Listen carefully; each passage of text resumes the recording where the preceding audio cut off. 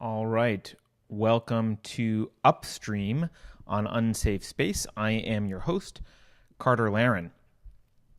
This used to be called Tea Time. For those of you who remember, I have changed the name mostly because I called it Tea Time because it was at 4 p.m. Pacific, and I don't think that's a good enough reason. It doesn't really resonate with me as a title that I cared about, so I changed the name to Upstream.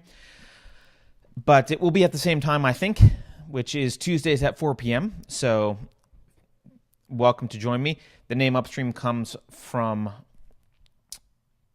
a bastardization and or extension of Andrew Breitbart's observation that politics is downstream of culture. I think he was right about that.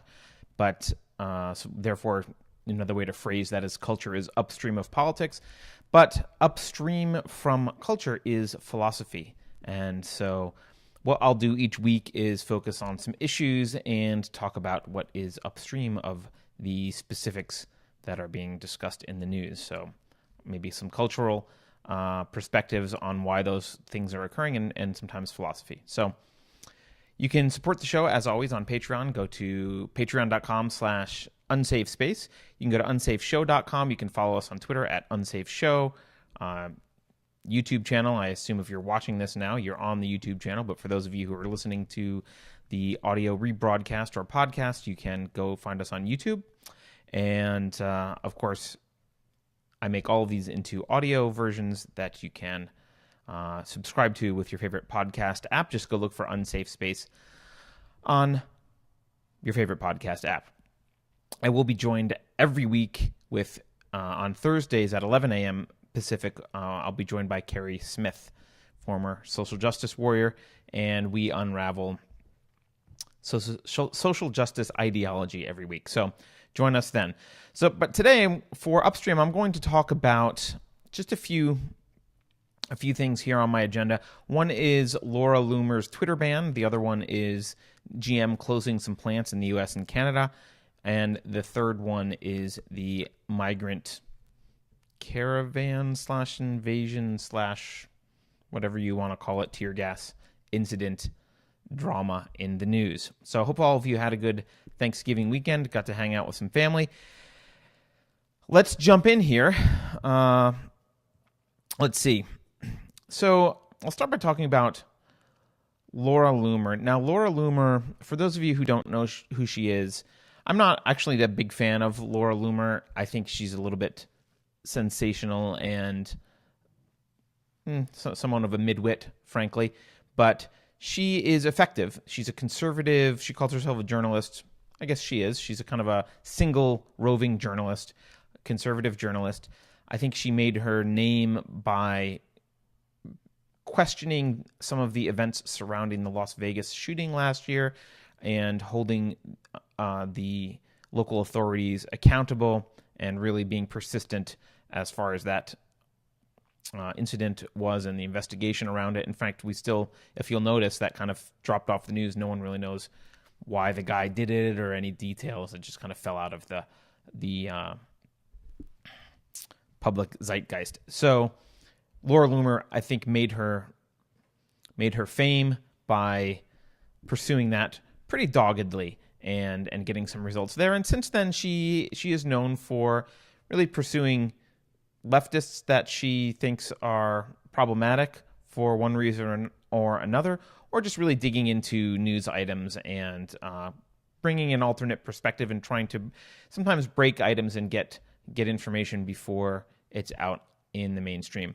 And if you'll recall, recently she criticized Alyssa Milano for supporting Linda Sarsour, and at the time, Alyssa dismissed Laura Loomer, but then subsequently, Alyssa did distance herself from Linda Sarsour, who is a noted, I believe, anti-Semite. I don't think that's controversial. I think she's an anti-Semite. She's a noted Muslim and women's march leader. And so Alyssa Milano distanced herself from Linda Sarsour, presumably because Laura Loomer brought up some of the issues around Linda Sarsour and some of her beliefs that maybe don't mesh with Alyssa Milano's and the Me Too movement's ideology. Anyway, Laura Loomer was kicked off Twitter recently, and I want to read the tweet that she was suspended, not just suspended, actually permanently banned for. She says, Isn't it ironic how the Twitter moment used to celebrate, quote, women, LGBTQ, and minorities, end quote, is a picture of Ilhan Omar. I think that's how you pronounce Ilhan Omar's name. I'm not sure, but Elon is a pro-Sharia. This is continuing with her tweet. Elon is a pro-Sharia. Elon is pro-FGM. That stands for female genital mutilation. Under Sharia, homosexuals are oppressed and killed. Women are abused, forced to wear the hijab. Ilhan is anti-Jewish. It's not a well-structured tweet, but you get the gist of what she's going after here. Now, for those of you who don't know who Ilhan Omar is, this is just from Wikipedia. She's a Somali-American politician from Minnesota. In 2016, she was elected to the Minnesota House of Representatives as a member of the Democratic Farmer Labor Party, making her the first Somali-American elected to legislative office in the United States. So, and she wears a hijab and is a Muslim. And so Twitter banned Laura Loomer for this tweet, basically saying it's kind of ironic that the figurehead or the picture celebrating women, LGBTQ, and minorities is a picture of this woman who is a Muslim and supposedly pro-Sharia and pro-female genital mutilation, anti-homosexual, blah, blah, blah, because Sharia obviously represents all of these bad things. Now, I looked around. I don't actually know that Laura Loomer is right. She might be, but I didn't see any obvious indications that Ilhan is pro-Sharia. I didn't find anything where she said she wants Sharia law or anything like that. She's Muslim, but there's lots of mild Muslims in the world who are just... She seems to be a progressive. She's a leftist, so if you look at her platform, she looks very much like Alexandria Ocasio-Cortez in that, government should do everything for everyone, blah, blah, blah. Very, very, quote, progressive, which is a word that shouldn't even be... It means the opposite of what you think it is, progressive. But anyway, that's what she is. I haven't seen anything to really justify that Laura is right, that this woman is pro-Sharia. But if she was pro-Sharia, then this would be completely, I would think, uncontroversial and true, right? So if she... The only thing here that I think is potentially controversial is the statement, Ilhan is pro-Sharia. Right? Because Sharia is pro-female genital mutilation. It is anti-homosexual, where they are oppressed and killed and women are abused. Like, all of that is true in kind of the strict Sharia law. So her description of Sharia is not inaccurate. The only thing that might be inaccurate here is her linking of Ilhan Omar to Sharia. And I don't know. I mean, is she wrong about that? Maybe. Is that a reason to get banned on Twitter? Certainly not. Well, it is, but it certainly shouldn't be. And so, interestingly enough, Laura's not the only one to get banned lately. Jesse Kelly, who is, I guess, a conservative pundit who has a radio show, she was also banned recently. I'm not actually sure what she was banned for. But the one that struck me as interesting most of all isn't Laura or Jesse Kelly, because... I think conservatives think that Twitter has it out for conservatives and that they're going after conservatives in particular. And I think it looks that way, absolutely. And it might be true, but I have another theory. And my theory is that they're not specifically going after conservatives, but that they have a radical leftist agenda, and there are some sacred cows. They're basically social justice warriors.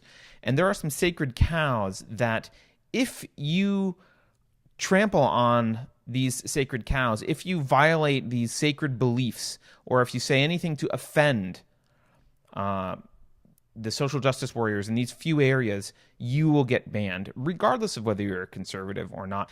And I think it's just that conservatives do it a lot more. And the evidence that I'll cite for this, let me pull this up. There was recently also a feminist who I probably disagree with this woman on 99% of her views. I'm not totally sure. Her name is Megan Murphy. She is the founder of, let's see what the name of the website here, Feminist Current. She's very kind of radical pro-feminist, but she was banned from Twitter recently. And she was banned from Twitter for basically using the wrong pronoun to describe someone. And also she doesn't, so she's described by the social justice warriors as a TERF. Now a TERF, I had to look this up. A TERF means it's an acronym, and it means trans exclusionary radical feminist. So the feminists are fighting amongst themselves. It's not just one. I know if you're on the right, maybe you think of feminists as one big block of people on the left, and that's not true. There are different factions, and there is a lot of hatred from the SJWs towards the group of feminists who they call TERFs, trans exclusionary radical feminists. And these trans exclusionary radical feminists, like Megan Murphy here, they really are concerned about the trans movement and this idea of gender fluidity and infinite number of genders. They're worried about its effect on women's issues and women's rights. And frankly, even though I'm not a trans exclusionary radical feminist or any kind of radical feminist, I think she's right about that. I think she should be worried about that. If she's worried about protecting women's rights, I think the trans, at least the social justice warrior kind of radical trans movement, not trans people generally, but that radical trans movement, that fringe element, which is in control of companies like Twitter, I think they do represent a threat to women's issues. And, an example here, I've been joking about being willing to identify as a woman in order to be on boards of publicly traded companies in California. So California recently passed this law saying boards of companies that have headquarters in California and are publicly traded need to have women representation on their boards. And the amount of that representation will increase over the next few years. And I kind of have jokingly been saying, well, I'll identify as a female if you need a female board member, sure. I'll identify as a female for the purposes of being on the board. And I'm saying that jokingly, but that will happen at some point, right? There have already been genetically male athletes causing havoc in cycling, women's mixed martial arts, basically, destroying women's sports. And I think women's sports will be destroyed if this trend continues, because there's a reason that men and women's sports are different, and that is there are biological differences between men and women in general, and someone who has male genetics and male hormones and is for all intents and purposes a male who competes against females is definitely has an advantage. So I think Megan Murphy had a point here, and I think she is right to be concerned. And she writes this big article. You can go to feministcurrent.com to read this, but she says, Twitter wants to shut me down. Sorry, Twitter wants me to shut up, and the right wants me to join them. I don't think I should have to do either. I don't think she should have to do either. Either? Weird sentence. I don't think she should have to join either one of those.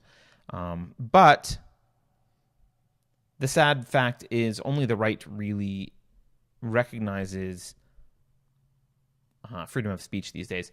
And I think if you say you're pro-freedom of speech, you are automatically classified as on the right. So I don't know what you do with people like Megan Murphy, who I think maybe she's a little bit more pro-free speech. She certainly doesn't want to be shut down on Twitter, but she's certainly not on the right. So anyway, back to Laura Loomer and the Laura Loomer issue. Twitter kicked her off for criticizing Ilhan Omar, and I don't believe that Twitter kicked her off just because she's an effective conservative reporter. I think they kicked Laura Loomer off because she touched a sacred cow inappropriately. Right? She said something bad about a Somali refugee turned darling of the left politician. And she mentioned Sharia. She kind of linked her to Sharia and said some bad things about Sharia. And that's a no-no as far as the social justice warriors at Twitter are concerned. So I think that's why they kicked her off. But in the spirit of Upstream, I want to talk a little bit about the philosophy behind some of this, or at least the culture. And I'm going to challenge a notion that I think a lot of us just take for granted. At least I did when I first heard this. There's a notion of something that we take for granted as virtuous. And that is this idea that it's wrong to discriminate based on, the phrase is usually like race, color, creed, that kind of thing, right? And we have this idea that only bigots and horrible people would discriminate based on these attributes. And the dangerous thing here is that's true for most of those attributes. That's true. But it's not true for all of the attributes. And a few attributes have been snuck into that list that actually it is completely appropriate to discriminate based on. And we never really talk about that. We throw them all in this one big bucket and we say you're a bigot if you discriminate based on these things. And where we gloss over the fact that all those things actually don't belong together. There's a fundamental difference between some of those things. So I'm going to read the list of those things from Twitter because Twitter sent her a description. And you've heard sentences like this before. They say, you may not provoke violence against, threaten, or harass other people on the basis of, so here's the list that you usually hear, on the basis of race, ethnicity, national origin, sexual orientation, gender, gender identity, religious affiliation, age, disability, or serious disease, right? And you look at that list and it starts with race and it ends with serious disease, and the stuff in the middle you kind of figure is in that category. And you nod your head at that and say, yeah, you shouldn't threaten or harass people based on those things. Now, the truth is you shouldn't threaten or harass people anyway based on really anything. But this is a list that's often used really to draw the line between kind of bigoted behavior and standard kind of acceptable judgment in society. Culturally. So this is their list, and you've heard similar lists like this.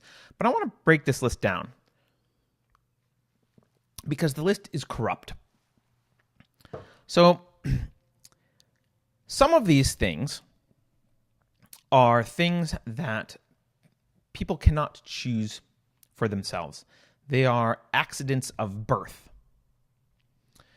And those things are things like race, things like ethnicity, national origin, age, disability is usually, it could be just an accident, not an accident of birth, but typically through no fault of their own. Serious disease, also typically through no fault of their own, although not always. Irresponsible behavior can lead to serious diseases.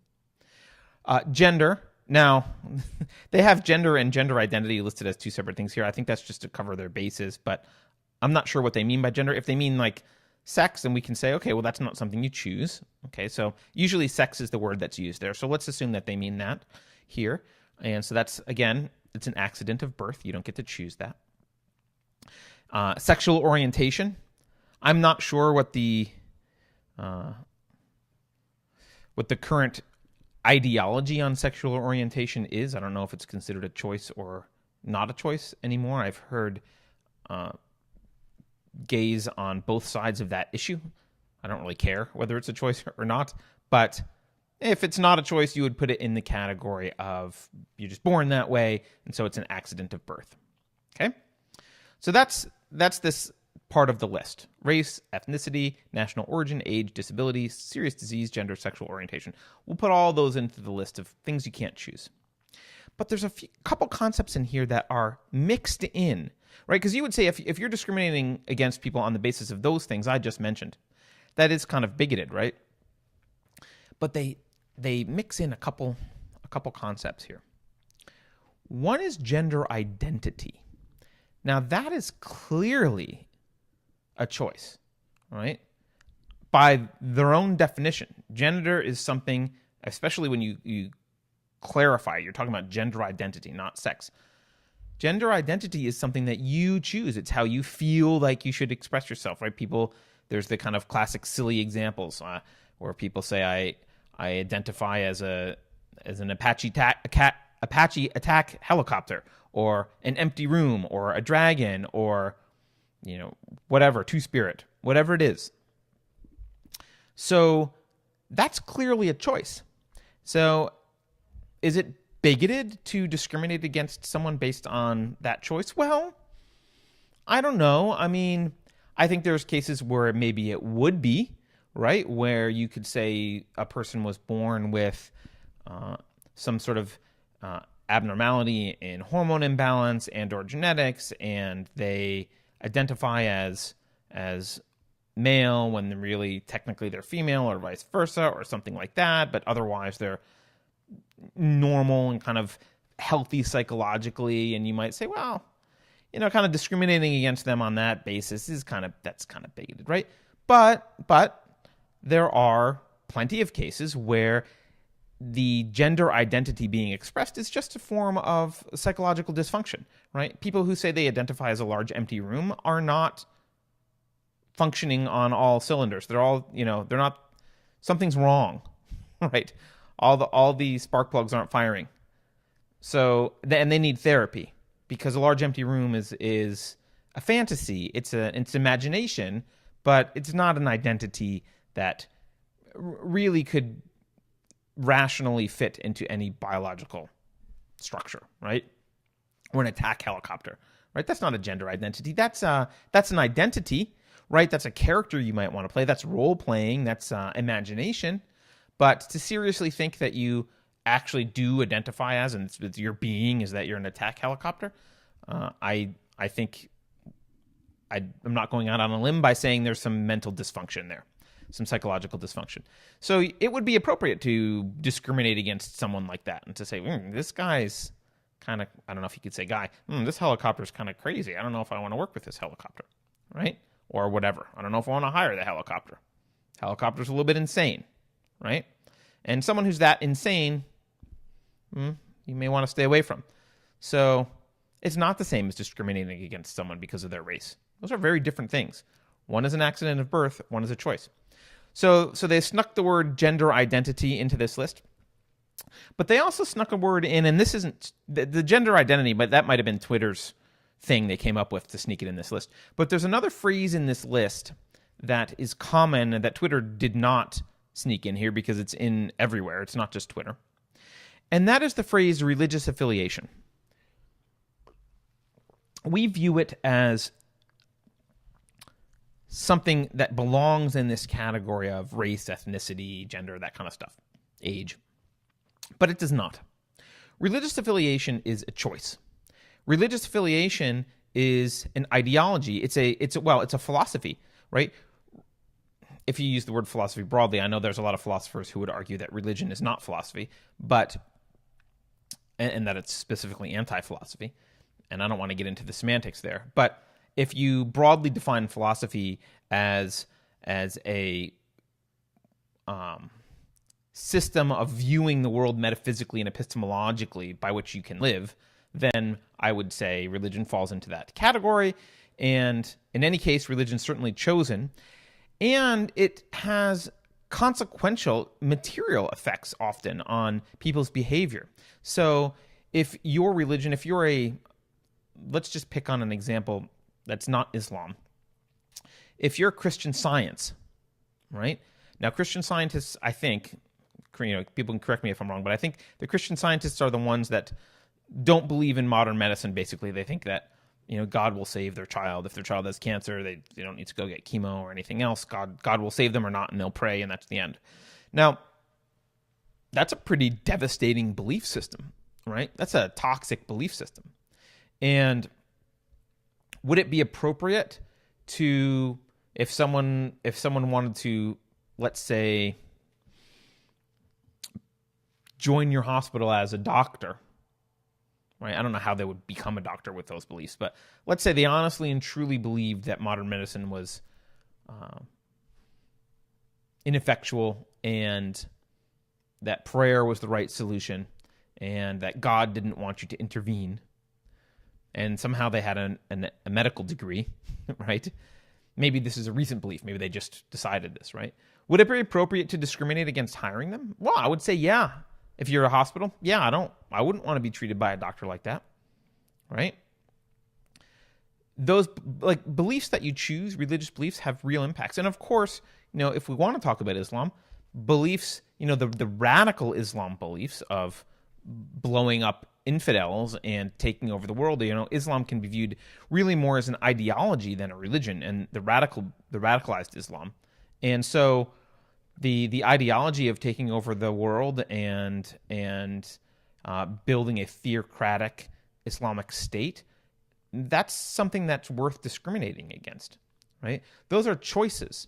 And so when you are asked to not discriminate against people's choices and discriminate against people's ideologies, you're being asked to suspend your own judgment, and you're being told that you're not allowed to point out bad behavior or bad ideas if they fall into that category, if someone just claims they're religious. And so, I think this is a great example here. This Twitter ban of Laura Loomer and the language they used here is a great example of how this conflation of choice versus accidental attributes has seeped into society in a way that for decades, and in a way that I've never heard anyone else talk about.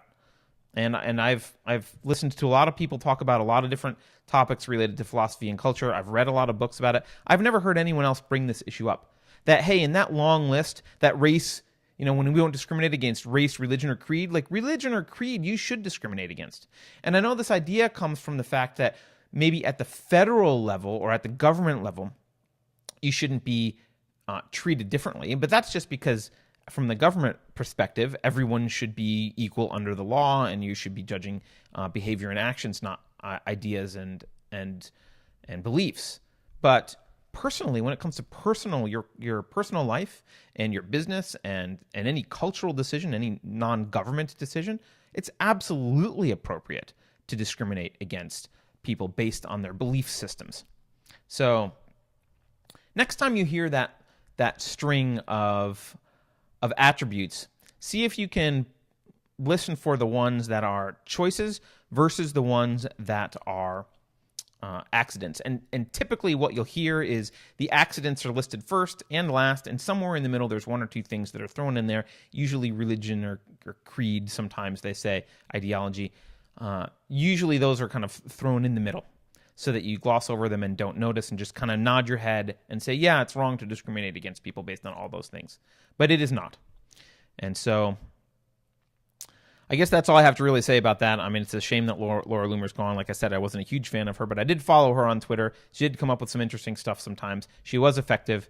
And there goes the Twitter thought police taking down another independent thinker. So that's one thing to be sad about. I know I said the title of the show, I think, is 3 Things to Be Sad About. I guess I should be behaving more sadly. But you can be sad about that. All right, let's get to number 2. General Motors. So, well, on Monday, we found out that General Motors said that they were going to close, I think, 5 plants in the U.S. and Canada, 3 in the U.S., I think, and 2 in Canada. They were going to lay off 15% of their salaried workers, and they were going to stop production at those plants. I don't know if that means close them, but I assume it basically means close them. In any case, it means laying off a lot of workers. And according to this article here, one of the plants that's closing is Detroit Hamtramck. I don't know what Hamtramck, that's a weird city name, but outside of Detroit, I guess, or part of Detroit, where there's roughly 1,500 workers who are going to lose their jobs. And so this closing of plants and laying off of workers for GM is being used to vilify capitalism, of course, because everything is used to vilify capitalism. But really, GM, if we were in a capitalist country, GM wouldn't exist. There was an article here in the Washington Post even titled, "The Daily 202, GM Layoffs Show Why There's a Crisis of Confidence in American Capitalism." Now, I'd rather call it American mixed economyism, American socialism. I think we can't really claim capitalism on this one. And here's why. So, first of all, let's just back up for a minute here. You recall GM was in the news about 10 years ago, right? So GM was one of those companies that during the financial crisis they actually filed for bankruptcy. They did a reorg under Chapter 11. And U.S. taxpayers in total, we loaned them money in a couple different ways, but in total, we, quote, invested, which I hate that word because stealing money out of my wallet and funding someone whose company is failing is not me investing, but whatever. We, quote, invested $51 billion into GM. $51 billion. Okay? Because I guess we didn't want GM to fail, right? We also invested money in Chrysler and GMAC, but $51 billion in GM. And we lost about 20% of that. We lost about $11.3 billion. So not a great investment. Shocker. Not a great investment. And now here we are, several years later. So we're dealing with a company that wouldn't have existed. So under capitalism, here's what would have happened. Either someone would have purchased the company in bankruptcy, right? Or basically the investors would have lost their money, right? So in capitalism, there is no government bailout. There's no cronyism. There's no going to Congress and writing letters to the Treasury Department or the Commerce Department and saying, give us money, right? You fail. Right? I've built businesses and been successful. I've built businesses and failed. And when you fail, you lose your money. That's what happens. You lose your money. Hopefully you learn a lesson. Often it's a very expensive lesson. Hopefully your investors learn a lesson. Sometimes that's a very expensive lesson. But you fail. And you make room for better companies or companies that have a better product market fit or that are better run or whatever it is. And collectively, things get better.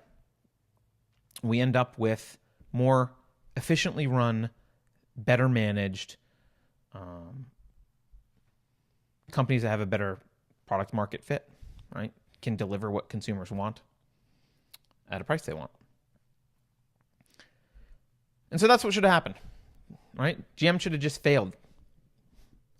But because we feel bad for people, and this is this horrible idea that we feel bad for people, therefore we're going to do something about it in the here and now. And what we're going to do is we're going to take taxpayer money. Now that $50 billion would probably cost $100 billion of actual money, right? Because there's, collection and it filters through bureaucracy and whatever. It probably costs $100 billion of actual money taken out of the economy. And we use it to prop up this company, which should have failed. That company should be dead. There should be no GM. Or someone maybe should have purchased it for a song and restructured it and it would be thriving or whatever. But that's not what happened. We bailed it out. And we bailed it out, obviously, without our consent as taxpayers. But the government bailed it out. And Bush did some of it. Obama did the rest. I think Bush did $4 or $5 billion, something like that. Obama bailed GM out. The rest of it. And we did it because we feel bad. And there's this idea, and it's mostly propagated by the progressives and the people on the radical left. There's this idea that if you don't want to help someone in need in an immediate kind of, I'll call it a dumb way, right? That you are cold and uncaring. And so the example that I'll give is for this GM thing, right? You can feel for the workers, right? You can feel bad for the workers. You can feel bad for the people that are affected by GM going bankrupt 10 years ago, or almost going bankrupt. I guess they did go bankrupt. You feel bad for them. But giving them more money to keep them on life support just prolongs and extends their death. Because if the company's not managed well and the free market doesn't want to give them money, right? So if there was value there, the free market would be giving money. They would be investing in GM if they thought it was a good investment. The free market wouldn't do it. So the government had to do it, which means it's anti-capitalism. That's anti-capitalist, kind of by definition, right? The capitalists wanted GM to fail. They didn't think it was worth it. They didn't think it was worth saving. But of course, we had the bleeding hearts come in and say, what about all the people? They're going to lose their jobs. We got to save them. So they took money out of the market that could have been allocated elsewhere.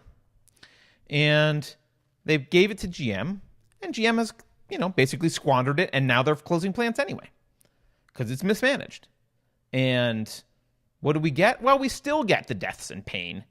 Deaths in quotes. We still get the kind of slow death of the company and the pain. The company's not dead yet, but we still get all the pain. Right? But it's just delayed, right? And it's probably worse in many cases. And a great analogy, I think Peter Schiff uses this analogy a lot when he talks about,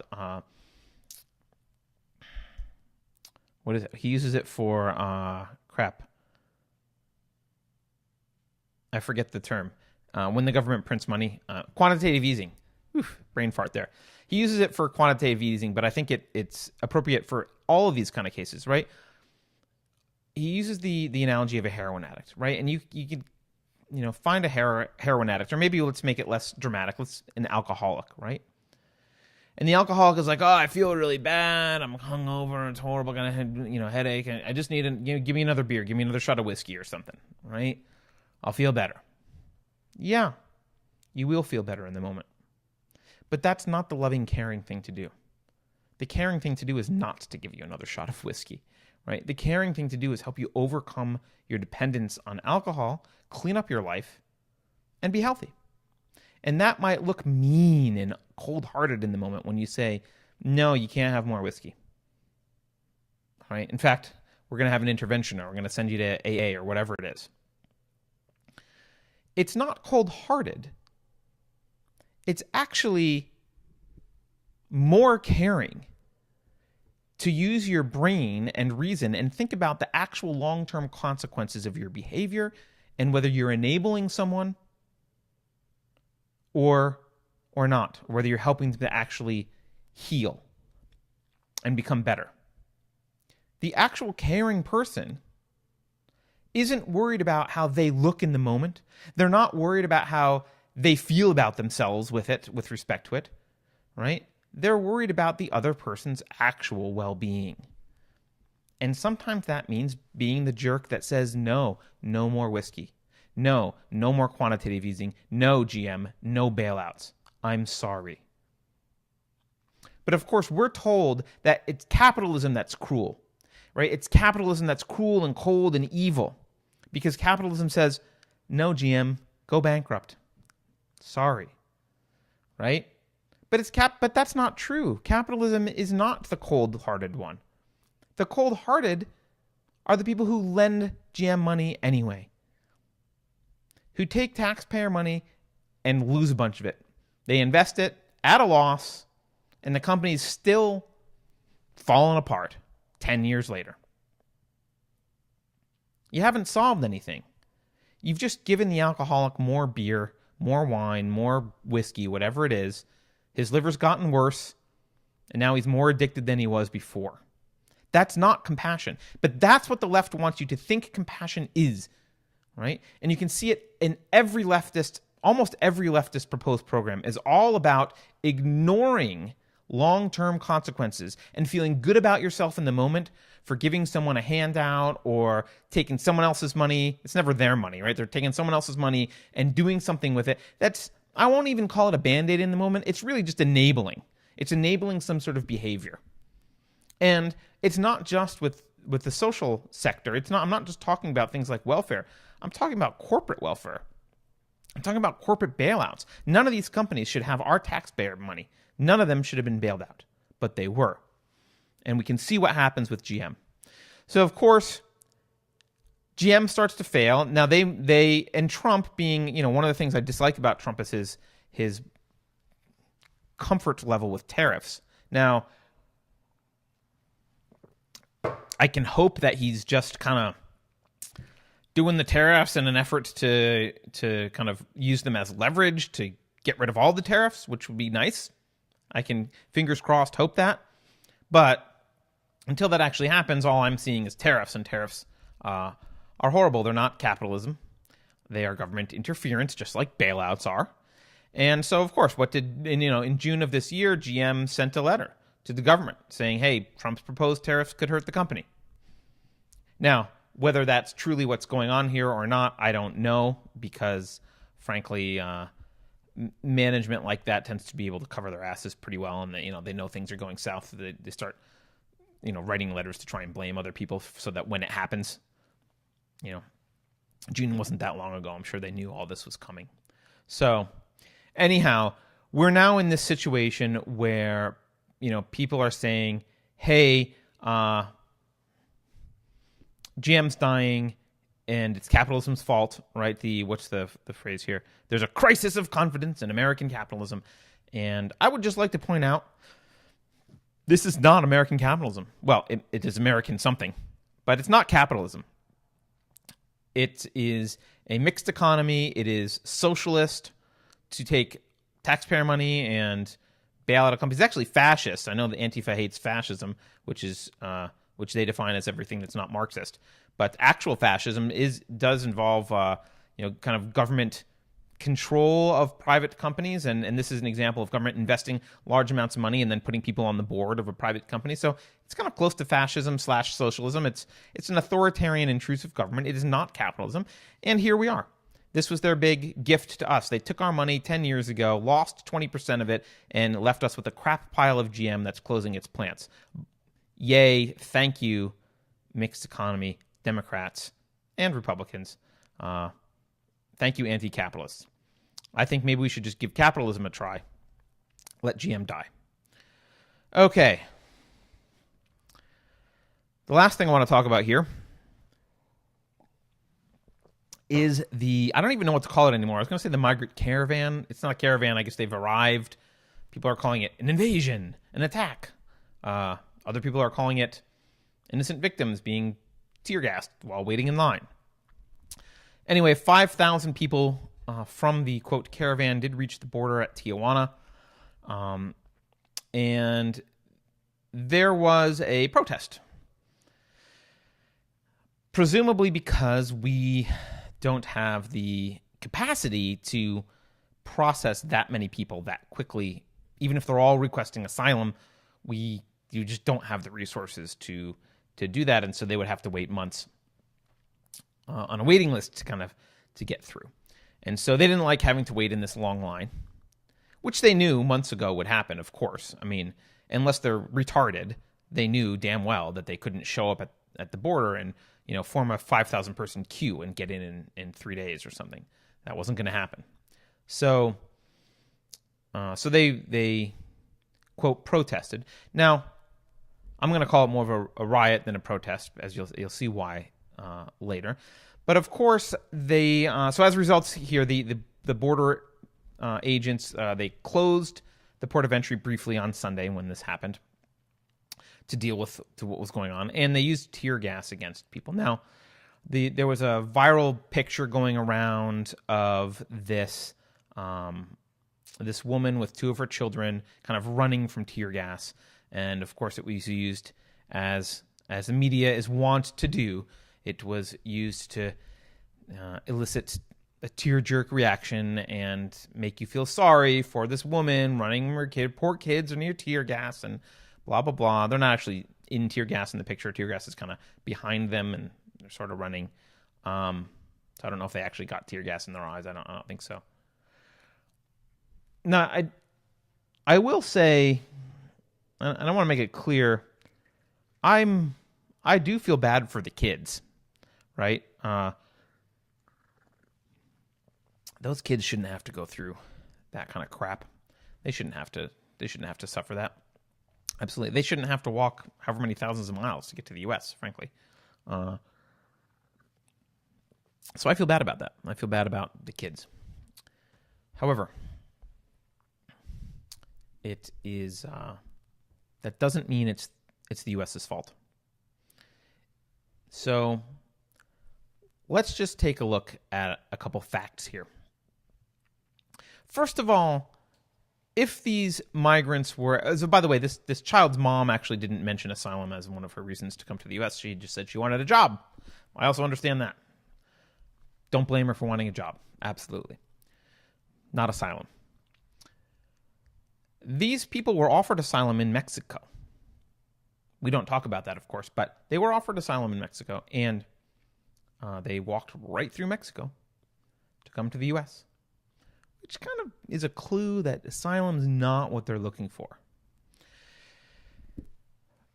Also, my understanding, I think I've said this before, my understanding is that according to international law, you need to seek asylum from the first country that you enter after leaving your war-torn, oppressive country. Obviously, that is not the United States. They walked through Mexico and a few other countries, many of them, to get to the border. So this asylum argument is weak. It's pretty freaking weak. And, of course, the leftist media, they're showing us these images of this woman running with her two girls from the tear gas, and they're, oh my God, it's used to show Trump. Trump is horrible. Trump is evil. Look, he tear gasses kids. Trump is Hitler. Basically, it's, the standard orange man bad narrative crap. And we're supposed to feel, well, we do feel sorry for the kids, right? That's the thing. We're supposed to feel sorry for the kids, and we should. But then we're supposed to translate that into anger at Trump. And that's inappropriate. So we're being told that this is unusual. Like, oh my God, I can't believe Trump is doing this. He's using tear gas. It's unconscionable. Well, here's some facts. Tear gas was used once a month at the border under Obama, according to the Washington Times. The, U.S. Border Patrol agents used tear gas or pepper spray more than 500 times from 2012 to 2016 under President Barack Obama's administration. Not Trump. They didn't misspell Trump. Trump wasn't president then. Your savior, the holy savior of the left and the Democrats, Barack Obama, he did that. He also had Droning Tuesdays. I should look that up. That's a fun little fact about Barack Obama, the asshole who promised us an end to war and peace and then continued to drone bomb people. Anyway, so this is, this was normal. Barack Obama did this, according to this article, 500 times. More than 500 times. I think it's 540 total incidences. Oh, wait, no, that's, 500. Roughly 500. So anyway. Or maybe it's 434 while he was president. I can't tell. Anyhow, close to 500. Not unusual. Not Trump. This is normal. It doesn't mean it's right. So we'll dig into whether it's appropriate or right. But stop with your orange man bad crap and blaming Trump for this, because this is normal behavior. Okay, this is sanctioned behavior for a country at the border, basically defending its border. So let's get into the defense of the border for a minute. So we have this image from the mainstream media that these people were peaceful. It's women and children. They're just getting tear gassed while they're standing in line. That is a lie. Border Patrol agents did some interviews in the last couple days here. Let's see. Border Patrol agent Rodney Scott says they did not use dispersion techniques, i.e. tear gas, until after the immigrants had struck several agents with projectiles. Quote, several agents were actually struck by rocks, Scott said. What we saw over and over yesterday, he was speaking about, obviously, this event. What we saw over and over yesterday was that the group, the caravan, as we call them, would push women and children to the front and then basically rocking our agents. I guess rocking is the verb form of throwing rocks, according to Agent Rodney Scott. And then he said, look, we weren't targeting women and children with the gas, but once you throw the chemical, does get into the air. Sure. So the question to ask yourself really is, what are agents supposed to do when these people show up at the border? They start throwing rocks at agents. Now, rocks, this is the weird thing. The left does this a lot too. They watch too many Hollywood movies about like super badass ninjas or, Arnold Schwarzenegger being able to, I don't know, hold a machine gun with one hand and, hit the center out of a penny at 500 yards or some ridiculous kind of crap, right? They see all this crap, and the left always imagines, because they don't ever seem to be in fights. They don't seem to have experience fighting. They don't understand firearms. They just don't do anything other than collect tenure. So they don't really understand what it's like to be in a physical confrontation, typically. Antifa probably does. But you can get killed or at least seriously injured and killed with a rock being thrown at you. Rocks are dangerous. They're very dangerous. Just because they're not bullets doesn't mean that you should just stand there and let yourself get hit by rocks. What the hell are they supposed to do? Right? I mean, we should be thankful for tear gas because their only other option is bullets. If someone, if you were somewhere, let's say you're home. Let's say I'm home. Right? You're standing there with your family, your friends, or whatever, and a bunch of, hundreds of people line up outside your property and start hurling rocks at you and hitting you. They hit a couple people, right? Well, if you could, you'd probably shoot back. I mean, you'd try and hide behind some cover, but if it was your job to stand there, which it is, you would fight back. And frankly, they should be thankful that non-lethal force was used. And I don't think lethal force should have been used. I think it was appropriate to use non-lethal force. But, look, you attack someone with a deadly weapon, and a hurled rock is a deadly weapon. And the only people who would say otherwise are either deluding themselves or they are just liars. They know damn well that a hurled rock is a deadly weapon, right? So that they're either just ignorant idiots or they're liars. A hurled rock is a deadly weapon. So what are you supposed to do? You're supposed to stand there and get hit with deadly rocks? Because CNN might be filming? I mean, what the hell? What are you supposed to do? You're supposed to defend yourself. And, by the way, the country, which is what their job is. So this whole narrative of, oh my God, they're tear gassing women and children. I feel bad for the kids. I don't feel bad for the mom. The mom shouldn't have been there. It's her freaking fault. You don't bring kids to a border riot where there's, at least hundreds of people. I don't know how many were there. There was 5,000 in the caravan. I don't know how. Oh, I guess 5,000 reached. I'm reading here. So 5,000 people reached the border. You don't bring your freaking kid to a 5,000 person, quote, demonstration that involves chucking rocks at armed guards across the border and then get any sympathy from me. Your kids will get sympathy, but you won't get any sympathy from me over the fact that you're running from tear gas. So, again, really the media just thinks that you're stupid. They think that you are an emotional blob incapable of any kind of reason or context. There's context here, right? If you want to feel bad for kids getting tear gassed, be against the war on drugs where no-knock warrants and people throw, flashbangs into cribs of babies, which happened, and burn them. Concern yourself with that kind of crap. Don't concern yourself with this. This is some lady who took her kids on a dangerous multi-thousand-mile walk so she could get a job, and then brought her kids to a riot where 5,000 people were there, many of whom throwing rocks at armed guards across a border, where the president has said explicitly, don't do this. Please go to another entry point. If this entry point is filled, go to another one. So, I guess the only way that you can not feel like this woman is responsible is if you think that Central American women have no agency because, I don't know, are they not human to you, the left? She's human, and human doesn't mean you just feel sympathy. It also means you get responsibility. And she gets responsibility for putting her kids in this situation. It's shameful. And look, Many parents have done shameful things. I'm not saying that, she needs to be executed or something horrible, right? Or punished, like jailed. I'm not saying that. We've all made mistakes, but let's recognize what this is. This was an error in judgment on her part, and she shouldn't have put her kids in this situation. So if you want to look at that photo and get angry at someone, get angry at the mom with her pirated Disney shirt. Get angry at her. All right.